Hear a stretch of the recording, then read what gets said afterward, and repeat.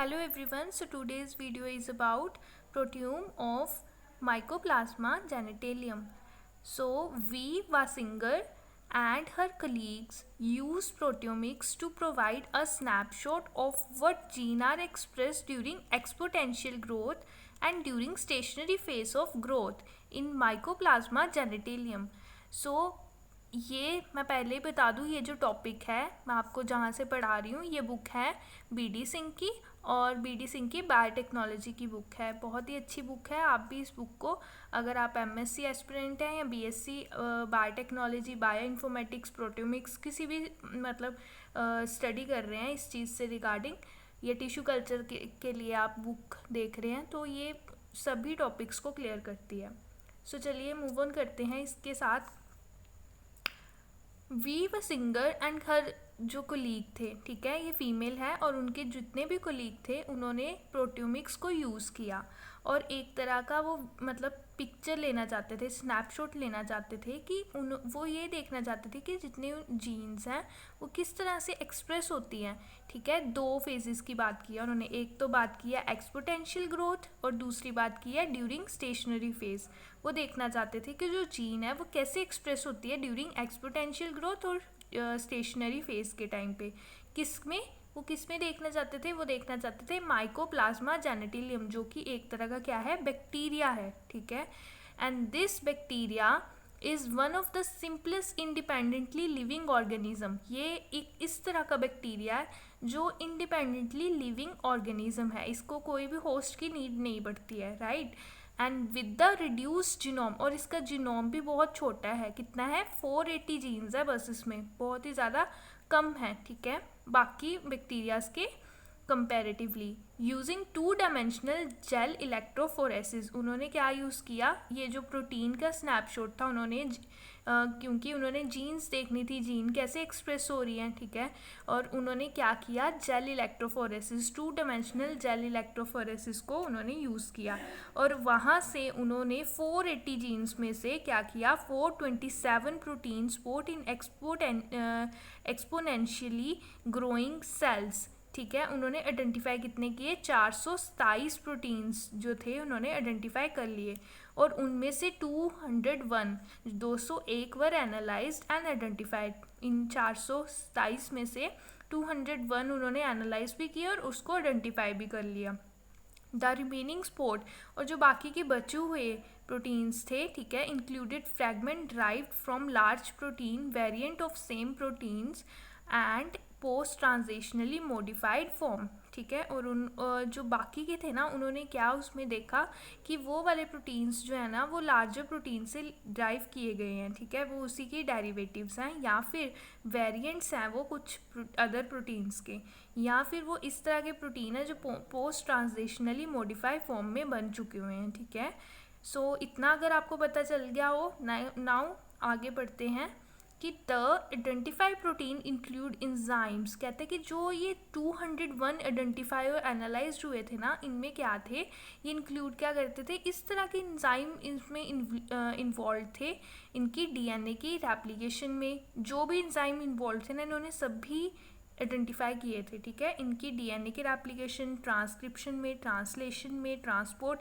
Of material across the cell membrane and energy metabolism. So इन 201 की analysis और identify में उन्होंने ये सारी चीज़ें देख ली थी। डीएनए रेप्लिकेशन भी उनका देख लिया, ट्रांसक्रिप्शन, ट्रांसलेशन सारा।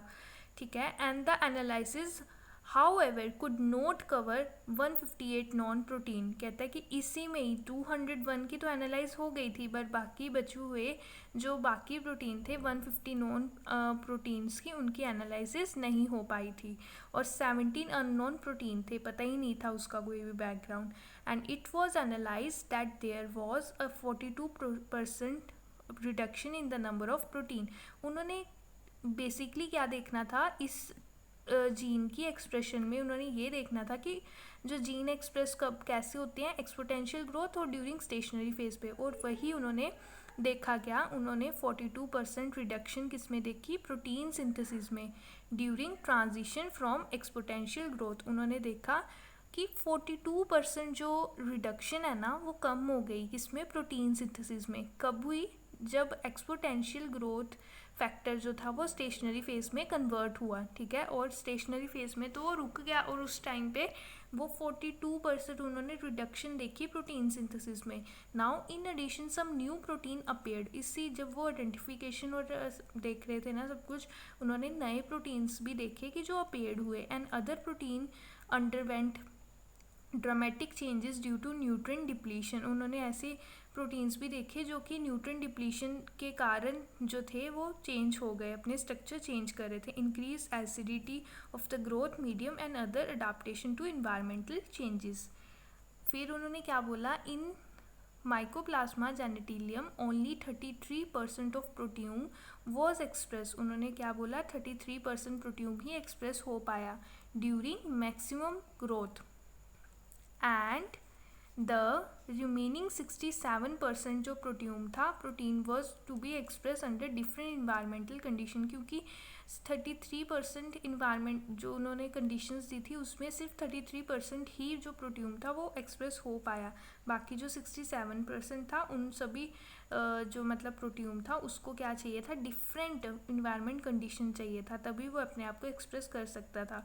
सो वेसिंगन एनालिसिस उन्होंने क्या देखा कि Mycoplasma genitalium proteome help establish the minimum number of gene express required for the independent existence. कहता है कि माइकोप्लाज्मा जेनेटिलियम जो है ये हेल्प करता है minimum number of express gene की, अपने मतलब पूरे जो स्ट्रक्चर है इसका कम से कम जो जीन्स है एक्सप्रेस करता है, required for the independent existence, क्योंकि इसको टोटल कितनी जीन्स की ज़रूरत है, 480 जीन्स की। उन्होंने ये 480 जीन्स भी उसी से ही देखी थी, ठीक है। And the changes in the gene expression that accompany the transition from exponential growth to stationary phase. उन्होंने 480 जीन्स है ये भी उसी में देखा, आइडेंटिफाई एनालाइज किया, और प्लस ये भी देखा कि उसमें जो चेंज है एक्सपोनेंशियल टू स्टेशनरी फेज ये भी उसी माइकोप्लाज्मा जेनेटिलियम को स्टडी करते टाइम ही उन्हें पता लगा। It is a worth mentioning that wide range of information provided by the proteome analysis can be obtained by genome sequencing. कहता है कि ये भी इसमें बताया गया है कि अगर हमें पूरी तरीके से वाइड रेंज ऑफ इंफॉर्मेशन चाहिए तो उसके लिए हमें क्या करना पड़ता है, जीनोम सीक्वेंसिंग करनी पड़ती है, ठीक है। Proteome analysis can not be obtained by genome sequencing, ठीक है। जीनोम सीक्वेंसिंग से ये पूरा मतलब उन्होंने ये बताया कि पूरा हम वाइड रेंज ऑफ इंफॉर्मेशन नहीं पता कर सकते हैं जीनोम सीक्वेंसिंग, उसके लिए हमें अदर मेथड्स भी जो हैं वो यूज़ करने पड़ते हैं, क्योंकि हर एक जो प्रोटीन है वो एक्सप्रेस होगा कब, उसे इन्वायरमेंटल कंडीशंस क्या चाहिए, डिफरेंट इन्वायरमेंटल कंडीशंस पे अपने आप को एक्सप्रेस करते हैं। तो जीनोम सीक्वेंसिंग से हम wider range of information provide नहीं कर सकते। तो ये था टॉपिक हमारा प्रोटीन माइकोप्लाज्मा जेनेटिलियम, जो कि BD सिंह की बुक से, बायोटेक्नोलॉजी बुक से मैंने आपको बताया। आई होप आपके लिए हेल्पफुल रही होगी वीडियो। अगर वीडियो अच्छी लगी हो तो एक लाइक ज़रूर कीजिएगा और चैनल को सब्सक्राइब ज़रूर कीजिएगा। आपको ऐसे ही बायोटेक्नोलॉजी के टॉपिक्स या बायो इन्फॉर्मेटिक्स से रिलेटेड कोई भी वीडियो चाहिए हो, प्रोट्यूम से रिलेटेड, जीनोम सीक्वेंसिंग से, तो मैंने ऑलरेडी कई सारी वीडियो बनाई है, आप प्लेलिस्ट जाके चेक कर सकते हैं। एंड या till then stay safe, stay happy.